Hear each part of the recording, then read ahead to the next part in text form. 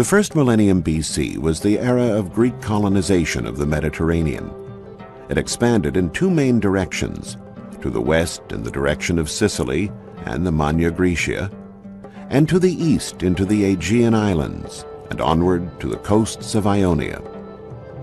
The Oriental Greek colonies, both those on islands such as Delos, Kos, and Rhodes, now part of modern Greece, and the ones along the Ionian coast, such as Priene and Miletus in modern-day Turkey, were favorably positioned crossroads for both mercantile and cultural exchange.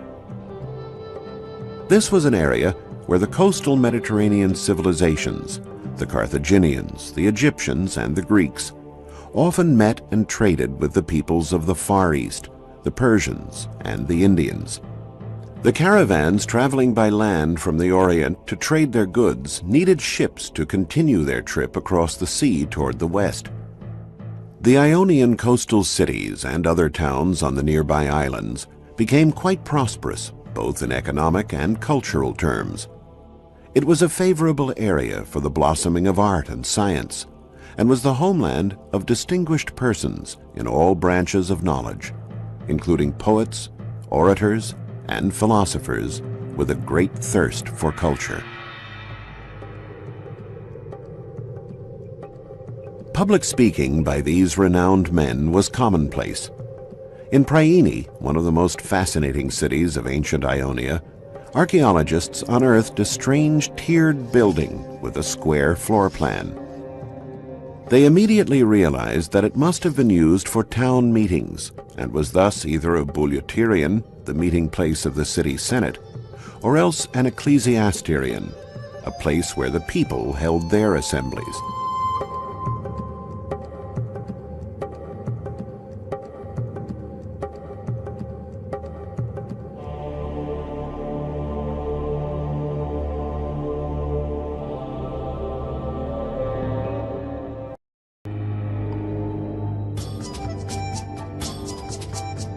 Here's what the Senate chamber would have looked like in ancient times. This was the pulpit, reserved for orators and their public speeches. The Greek philosophers from the Hellenistic period were divided into several different schools. The most illustrious of them, the Epicurean school, sought to spread its doctrine among the local senators. The Epicureans believed that by adhering to a model of proper life and an ideal of wisdom, a person could achieve happiness. The concept was intriguing to the Priene senators, since there was still much warfare in the world at that time. The Epicureans had a sense of pride in their land, since they believed Ionia was the birthplace of philosophy.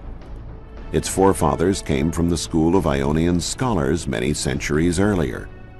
Thales, Anaximenes, and Anaximander, the first cartographer to create a map of the entire world, and the first man, predating Darwin by over 2 millennia, to intuit the concept of evolution, claiming that humans had evolved from fish. As the city of Priene was gradually dug up, archaeologists realized that it was a city like no other. Everywhere they dug, they found stairway after stairway. There were stairs at every change in elevation. Why? Did the townsfolk prefer this solution to sloping roads, or did they not know how to build them? Or was there another reason?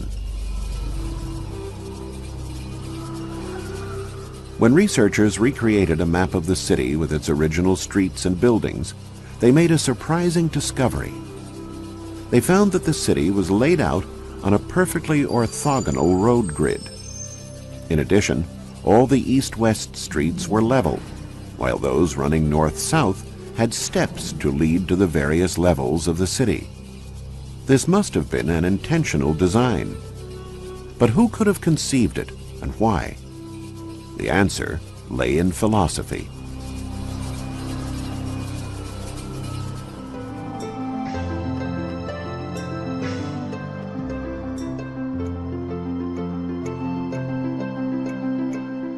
Ancient sources record that it was one of the most illustrious Ionian philosophers, Hippodamus of Miletus, who founded the science of urban planning.